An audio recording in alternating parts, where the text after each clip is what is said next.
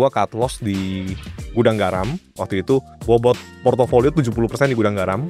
Kenapa waktu itu lu berani bet sebegitu heavy-nya di gudang garam? Apa yang lu pikirkan pada saat itu? Jadi Bapak Ibu bayangin yang ngata-ngatain rokok, APBN negara kita itu pendapatan 7-8% per tahunnya itu dapat dari cukai rokok. Ya, jadi duit BPJS itu dari orang yang rokok. Salah satunya. Jangan expect nanti invest mungkin 2025 mulai sampai 2045 semuanya clean sheet, semuanya untung, semuanya berhasil, itu nggak mungkin. Pasti ada yang gagal. Buffett itu kalau lu tarik ya Jo ya, sekitar tengah dari decision yang diambil tuh nggak untung loh. Cuman yang untungnya gede banget. Yang penting kan kalau kita kalah 10%, kalau menang double, dan kita beli 5 kali, satunya rugi, 4-nya double, ya udah. Dan harus bisa berdamai dengan itu.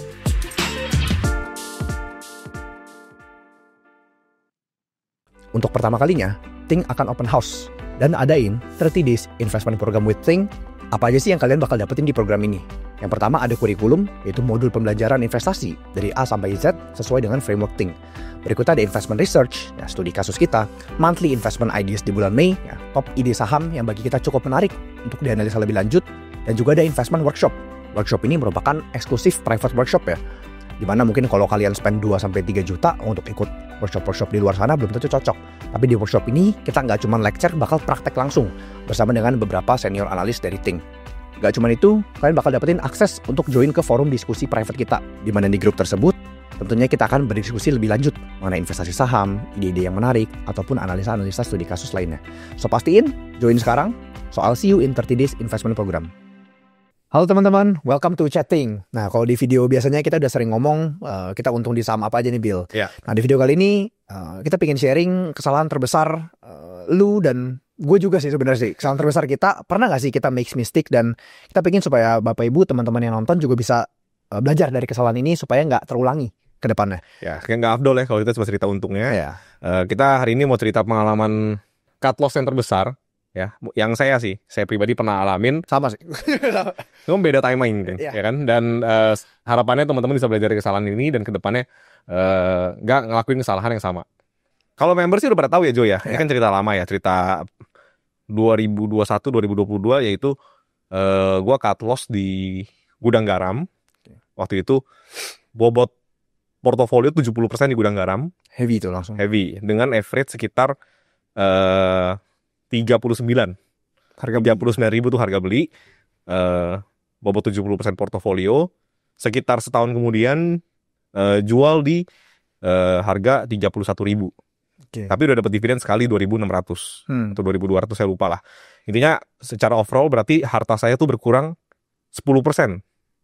Ya kan? Satu tahun. Karena cut loss-nya sekitar 15% kali bobot 70%, berarti harta saya hilang 10% dari satu saham itu, padahal udah nunggu setahun. Oke. Gitu. Nah, sebenarnya yang sakitnya itu bukan cut loss 10%-nya, itu mah nggak berasa. Tapi yang bikin sakit adalah di saat itu banyak saham lain yang lagi murah-murahnya yang jadi nggak kebeli. Pas lagi habis COVID soalnya tuh ya. Ya, jadi 70% di gudang garam, 30% saya di batu bara semua. Nah, batu baranya itu multi bagger semua ujungnya. Gitu. Jadi kalau semuanya itu waktu itu nggak beliin gudang garam, nggak make mistake itu, dan semuanya didorong full lah ke batu bara, kayak kosum lah. Terus kan all in di batu bara waktu 2020-2021. Itu mungkin sekarang gue bisa 5-10 times lebih kaya daripada sekarang. Gitu. Tapi ya namanya hidup kan ya. Kita nggak pernah bisa tahu persis apa yang terjadi ya. Yang penting yang makin lama makin sugih lah ya. Ya kita make 5 investment decisions, ada satu yang rugi tipis, 4 yang lainnya naik berlipat, ya udahlah ya, kan nggak apa-apa. Yang penting seiring berjalannya waktu makin lama makin grow terus, dan CAGR juga tetap bagus. Jadi itu mungkin pengalaman cut loss terbesarnya gue selama invest saham dari dulu sampai sekarang. Very interesting story ya. Tadi kan dari Pak Billy mungkin teman-teman udah dengar sendiri itu bet heavy di tahun 2021 bahkan sampai 70% dari aset pribadinya ya. Nah, itu ditaruh di saham, ditaruh di gudang garam. Tapi mungkin buat Bapak Ibu yang belum tahu adalah mereka penasaran, Bill. Kenapa waktu itu lu berani bet sebegitu heavy-nya di gudang garam? Apa yang lu pikirkan pada saat itu? Thought prosesnya tuh bagaimana? Mungkin ini yang kita seru untuk ceritain ke teman-teman yang nonton kali ya. Ya, ini something yang kita udah ngomong berulang kali sama member sih. Dari masa kita ngelihat gudang garam itu menarik, sampai di masa kita gue udah cerita kalau gue pindah ke batu bara atau apa, itu kita kalau sama member internal tuh udah ngomong, mereka mah udah bosan denger ini. Gitu. Tadi kan banyak yang di publik yang belum tahu. Ya kita mencoba untuk ya udah terbuka aja semuanya, biar teman-teman juga tahu ya kita semua ini manusia gitu ya. Namanya investment decision. Tujuannya sebenarnya sama sih Jo. Ini mirip kayak materi waktu gue bawain di annual meeting. Gitu. Maksudnya kita nggak mau orang itu jiper. Invest saham pikir, wah ini kayak orang Ting nih terlalu pinter nih, gue nggak bisa kayak mereka. Enggak kok, kita juga sama. Kita juga belajar dari awal, make mistakes juga. Yang penting kan kita grow terus seiring waktu. Ilmunya grow, portofolionya grow, dan teman-teman semua juga pasti bisa. Gitu di sini. Kenapa beli gudang garam? Simply pada saat itu di 2019 itu gudang garam harganya sempat 100.000. Itu waktu kondisi cukai nggak naik dan gudang garam bisa ngasilin laba sekitar 10 sampai 11 triliun. Waktu Covid cukai naik banyak, labanya tuh benar-benar habis. Kegencet. Nah, di 2021 itu kan sahamnya udah turun ya. Turun sampai di bawah 40.000 tuh. 2021 awal labanya juga lagi kegencet. Gitu. Sebagai informasi mungkin industri rokok itu ya, itu sekitar 70-80% dari cost-nya itu adalah pita cukai. Oke, jadi buat Bapak Ibu, kalau misalnya lihat satu batang rokok nih, mungkin di pinggir jalan dijual Rp2.000 lah, let's say Rp2.000. Itu sebenarnya HPP-nya, itu kalau misalnya tembakau segala macam, itu cuman mungkin 300-400 perak, di bawah dari 400 perak. Jadi di bawah 20% itu adalah bahan bakunya. Sisanya 70-80% itu adalah biaya cukai rokok. Jadi kalau teman-teman lihat, harga satu batang rokok, satu bungkus 50.000, itu sebenarnya yang mahal adalah cukainya. Cukainya. Biaya rokoknya itu sebenarnya murah sekali. Dan Bapak Ibu bayangin kalau misalnya nggak ada cukai ini, seberapa besar margin perusahaan rokok. Jadi in the first place, bisnis rokok adalah bisnis yang sangat seksi. BUMN. Bukan. Karena nyumbang APBN besar sekali loh. Itu kontribusi mungkin sebagai gambaran APBN kita tahun 2024 2.900 triliun. Cukainya sendiri 200 lebih. Berarti kurang lebih 7-8% ya. Itu dikontribusi dari pita cukai. Jadi Bapak Ibu bayangin yang ngata-ngatain rokok. APBN negara kita itu pendapatan 7-8% per tahunnya itu dapat dari cukai rokok. Jadi duit BPJS itu dari orang yang rokok. Salah satunya. Oke. Back to ini ya. Jadi Bapak Ibu bayangin, perusahaan rokok kalau memang mereka dalam tanda kutip nggak harus bayar cukai, itu sebenarnya profitnya gila banget. Jadi ini bisnis yang sangat seksi sebenarnya. Oke, lanjut Bill. Intinya pada saat itu tesisnya adalah gua nggak expect kalau pemerintah akan naikin cukai secara seagresif ini terus-menerus.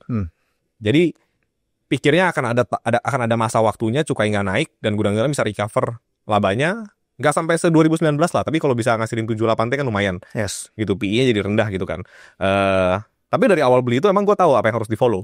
Jadi gue udah tahu key variabelnya gudang garam ya cukainya. Gitu. Jadi gue tahu kalau cukainya naik terus, at some point bisa jadi tesisnya salah. Dan kebetulan terjadi itu.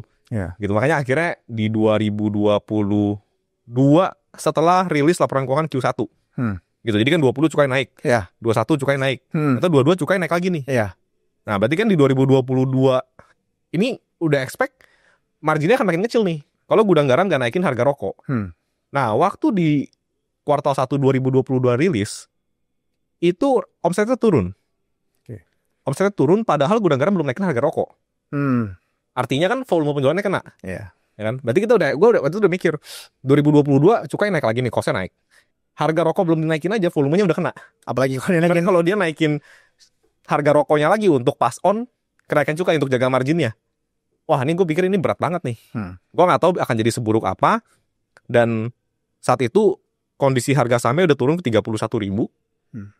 Di saat yang bersamaan, kalau teman-teman inget, ada perang Rusia Ukraine 2022 lagi gila-gilanya itu. 2022 lagi gila-gilanya dan harga batu bara naik sampai $400 ya ton ya Newcastle ya.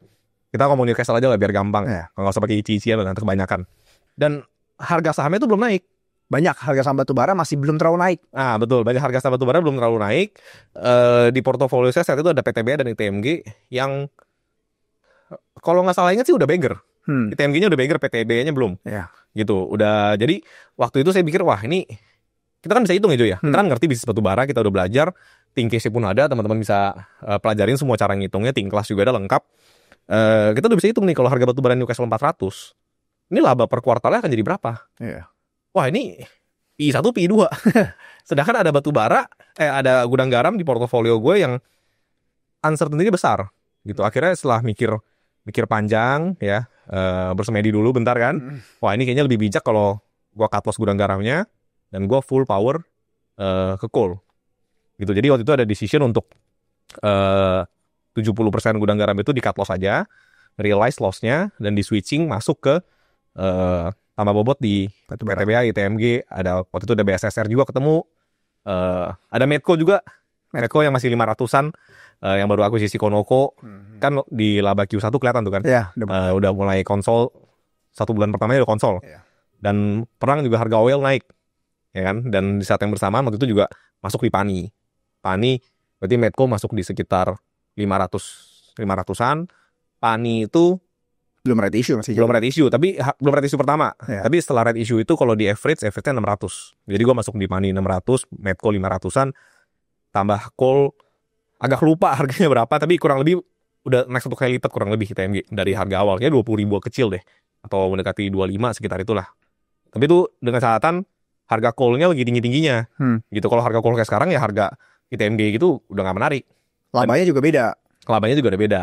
Gitu. Jadi itu sih keputusannya. Dan menariknya ya waktu di set untuk switching itu ya. Ini kalau sekarang udah lewat cerita kesannya hebat banget nih, bisa tahu Timingnya kesana pas gitu. Timingnya pas. Gue bisa jual gudang garam yang sekarang jadi harganya di bawah 10.000 ya, masuk ke saham-saham lain naiknya berlipat. Iya. Tapi kenyataannya pada saat gue switching gudang garam saat itu, gue juga ada sedikit keraguannya di what if gue switching ternyata gudang garamnya recover. Dan bisa juga batu bara turun loh. Batu bara turun bisa dari juga. 400 tiba-tiba turun ke 200. Yes, especially yang batu bara ya. Iya. Karena kalau yang Medco sama Pani itu cukup clear. Iya. Downside-nya tuh kelihatan. Tapi batu bara bisa juga tiba-tiba turun harganya kan. Yes. Gitu. Cuman setelah mikir panjang ya, gue mikir kalau memang waktu gue switching nyata gudang garam recover dan batu bara turun, berarti kan gue kalah 2 kali nih. Ya kan udah kalah di yang pertama, switching kalah lagi. Ya so be it. Gitu ya. Yang penting kita punya keyakinan sama diri kita sendiri, sama ilmu kita. Ya tinggal move on aja, cari the next company yang bagus, yang murah, dan kita tinggal lakuin itu seumur hidup kita. Yes. Yang penting kita punya pede sama kita punya kemampuan.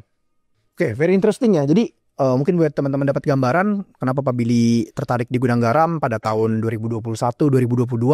I think I can see juga ya, karena kan gue juga dulu pas masih jadi member ya, memang banyak yang lagi discuss gudang garam. Cuman kalau gue memang tahun itu gue belum masuk gudang garam. Ya. Gue belum masuk karena sama pemikiran gue mirip kayak lu. Gue pikir ini ada something yang mostly juga sama-sama besar, cuman kesana lebih pasti ya.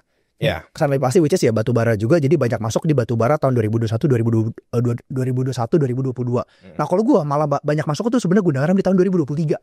Ya, waktu udah kelihatan kayak mau recover. Ya itu dia. Itu juga gue masuk banyak di 2023. Mungkin sebagai konteks ya Bapak Ibu teman-teman yang nonton, cukai rokok kita tuh banyak kan naik. Itu di tahun 2000 setelah pemerintahan Pak Jokowi 2020 sampai 2023 itulah. Ya. Sebelum-sebelumnya itu rata-rata kalau misalnya kita lihat tahun 2009 sampai 2014 mungkin setahun rata-rata naik 5%. 2015 sampai 2019 rata-rata cukai naik di bawah 10%, masih 8-9%. Dan bagi perusahaan rokok mereka bisa pass on kenaikan cukai itu dengan sangat mudah. Ya, historical tuh memang ada tahun-tahun kegencet, tapi ujung-ujungnya mereka selalu bisa pass on. Ya, that's the point. Mungkin ada 1 tahun ketika harga cukai naik banyak, mereka agak kegencet sementara. Tapi 2-3 tahun kemudian mereka berhasil naikin harga jual lebih banyak. Nah, sebagai gambaran katakanlah cukai biaya naik 100 perak. Mereka bisa naikin harga jual 150 perak. Nah 50 ini yang masuk ke kantong mereka. Dan inilah yang membuat perusahaan rokok sangat menarik. Karena mereka punya pricing power yang begitu kuat. Nah singkat cerita di tahun 2020 tadi kan Pak Billy udah bilang itu cukai naik 20% lebih. 2021 belum berhasil pass on cukai rokoknya aja, cukai naik lagi. Jadi masih ada utang gitu ya berarti. Masih ada utang dan udah kelilit utang. Sampai singkat cerita di tahun 2023 akhirnya tuh gudang garam itu mulai banyak naikin harga jualnya secara agresif. Ya. Gue inget banget kita setiap hari semua rokok serentak. Semua rokok. Gue inget banget kita setiap hari lihat harga rokok retail tuh. Ya. Oh naikin harga nih, naikin harga. Dan yang terjadi adalah gue inget banget di 2023 kuartal 1 itu volume gudang garam per kuartal ya, volume penjualan dia itu kurang lebih mungkin sekitar 17 miliar batang. Ya dimana pada saat masa jayanya 1 kuartal mungkin bisa 25 miliar batang. 25 kalau setahun mungkin 100 miliar. Dan namanya jualan rokok itu kan udah pasti siklus. Kalau puasa volume nurun ya. Volume itu nurun karena memang puasa ya konsumsi rokok biasanya mengurang. Dan bagi gue 17 miliar batang 1 kuartal itu udah menurut gue udah cukup menarik dan udah lebih recover dibandingkan sebelum-sebelumnya. Ya, ini ya bandingin sama harganya ya. Yes. Karena gudang garamnya udah tinggal 25.000 pada saat timing lu masuk itu. Kalau sekitar itu lah kalau nggak salah ingat. Benar-benar. Jadi gue rasa dengan valuasi market cap 50-an T, kalau dia bisa ngejual 17 miliar batang, kalau kita setahunin kan berarti kurang lebih 60-an miliar batang, 60-70 miliar batang, mungkin labanya 8-9 T itu nggak kemana. Berarti forward PE kan di bawah 10, which is still quite attractive menurut gue. Apalagi dividen juga biasanya besar. Nah, di satu sisi pas kuartal 2 keluar, volumenya itu turun. Ya. Dari 17 miliar batang, sisa 15 miliar batang. Drop sekitar 15%, kurang lebih 15-20%. Nah, orang pada panik nih, Bill. Orang pada panik karena volume turun. Sedangkan kita kan udah analisa rokok. Di bagian seasonality di Tingkis juga ada. Ya, memang siklus puasa, biasanya orang konsumsi rokok itu ngaruh. Justru gue beli banyak di kuartal 2 itu. Pas orang pada takut di kuartal 2 karena turun volumenya, gue beli banyak di kuartal 2 itu.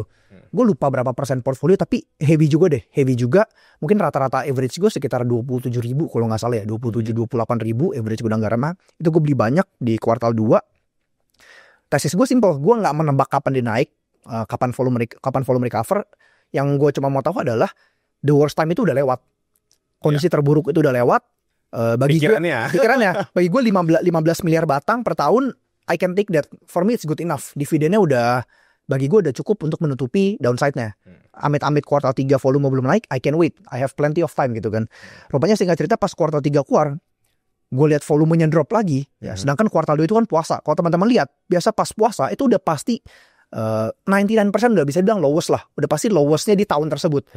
Tahun 2023 adalah pertama kalinya kinerja itu secara volume bisa dibilang jauh lebih rendah dibandingkan dengan bulan puasanya. Pas kuartal 3 keluar volumenya turun banyak sekitar 13-14 miliar batang, gue udah gak mikir banyak, langsung gue cut. Karena sesimpel ini udah gak sesuai dengan tesisnya gue.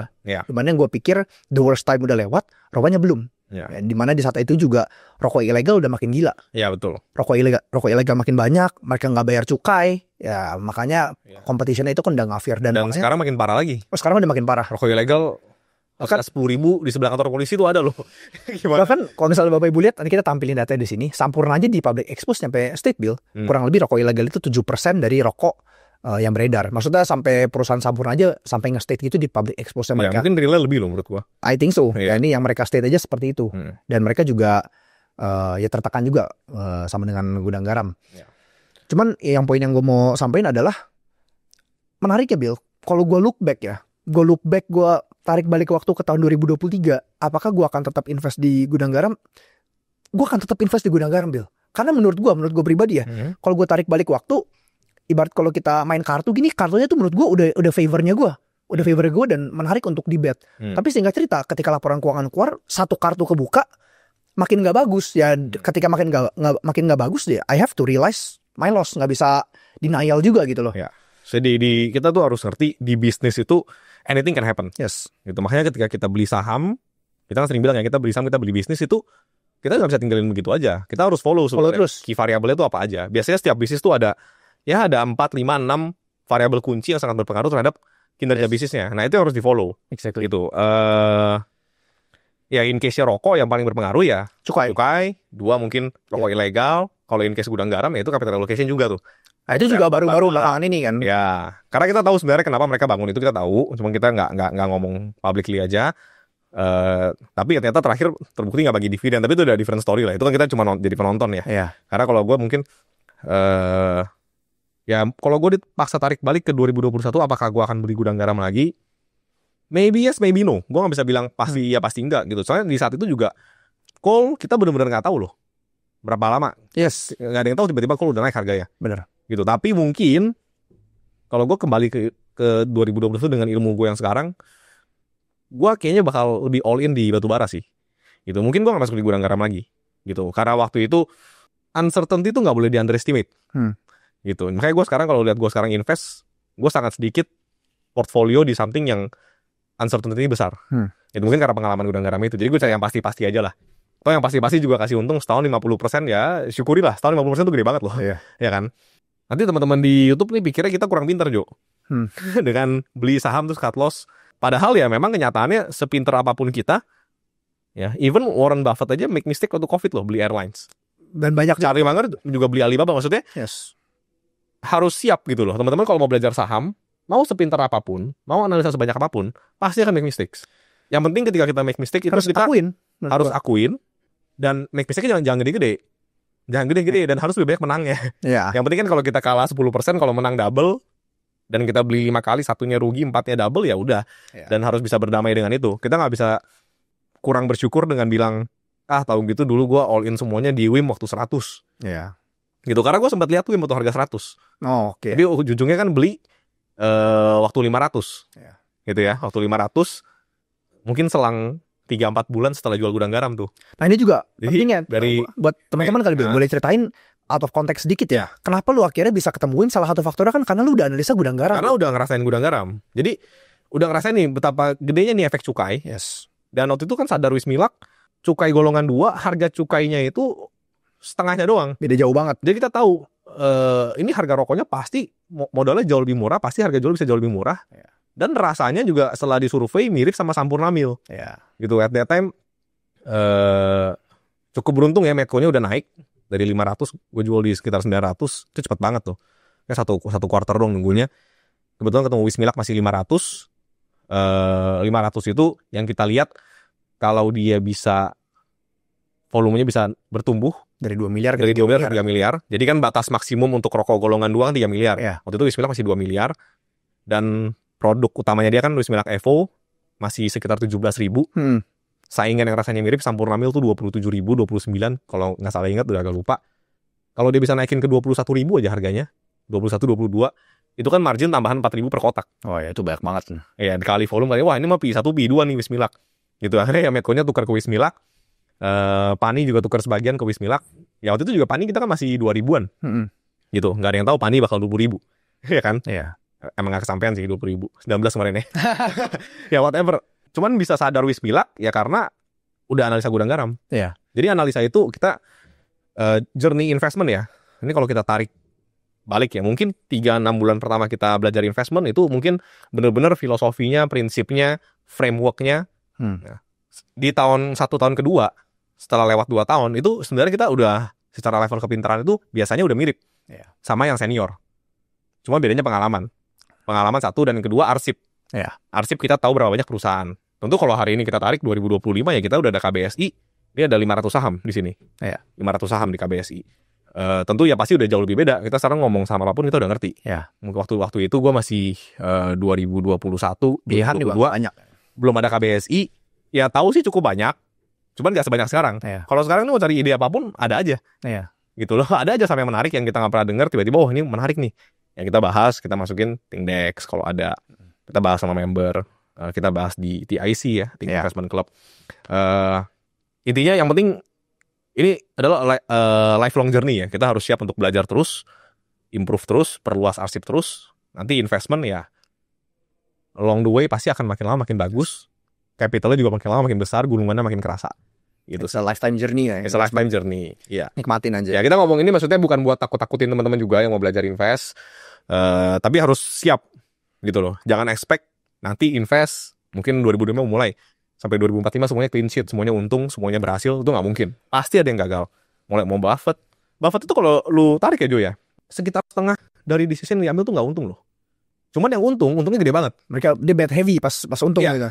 Ini kita bukan 50% ini loh ya, 50% size bukan ya, tapi kita kesampingkan faktor nominal ya. Cuman berapa saham yang dia pilih, itu sekitar setengahnya tuh nggak gitu works. Tapi setengah yang works, dia bet lebih besar, untungnya lebih besar. Ya, kalau nggak salah gue pernah lihat juga tuh kayak ada video yang kayak breakdown ya kekayaan Warren Buffett ujung-ujungnya dari saham apa. Sebenarnya pilihan sahamnya juga nggak sebanyak itu. Nggak sampai 20. Tapi sekalinya itu di hold lama banget sampai compounding gila-gilaan kan.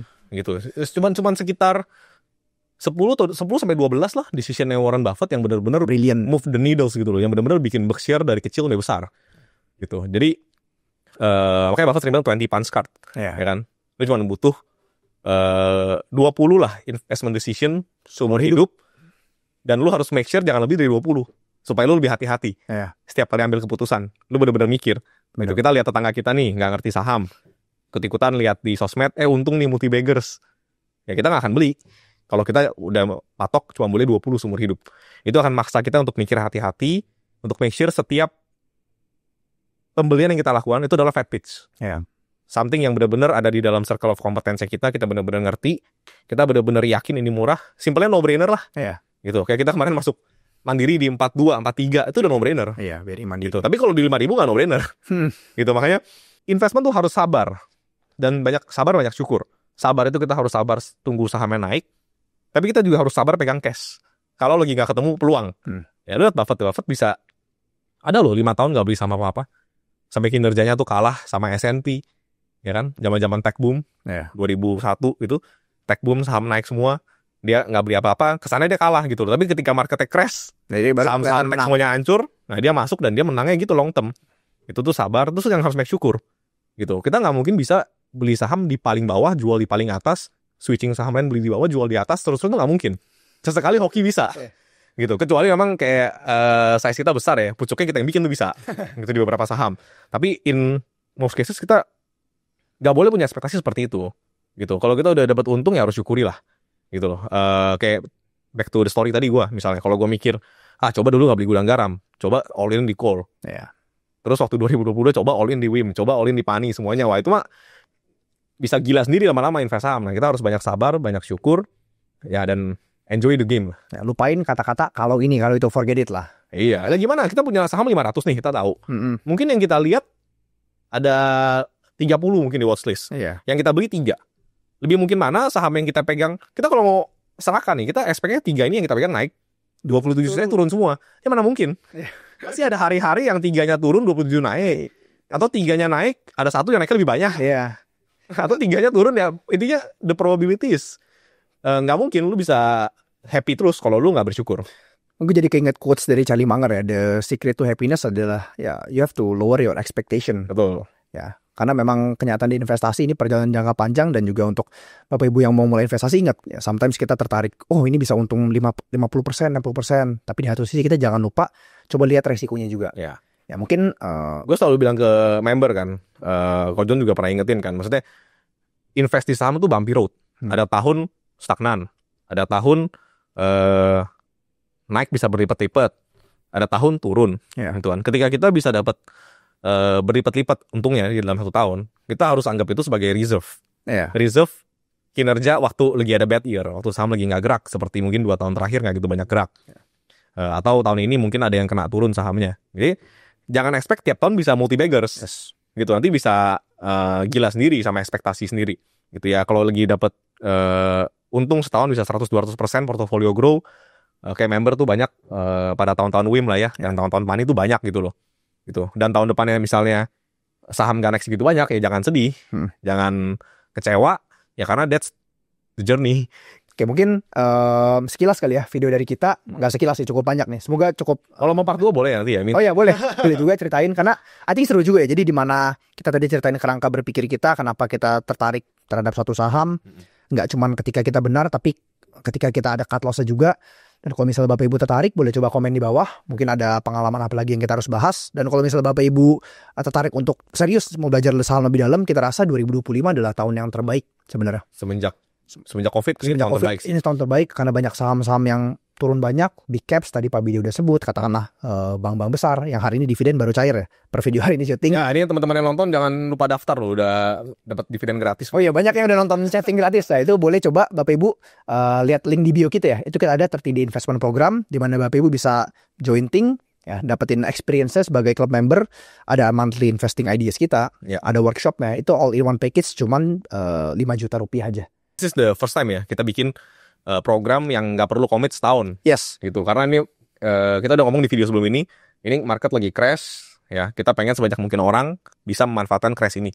Itu nggak setiap tahun kita bisa beli saham, ketika ada tahun di mana market itu lagi crash, ya itu harus dimanfaatkan sebaik-baiknya. Ya. So pastiin Bapak Ibu lihat link di bio kita, and see you on the next setting. Bye bye. Bye bye.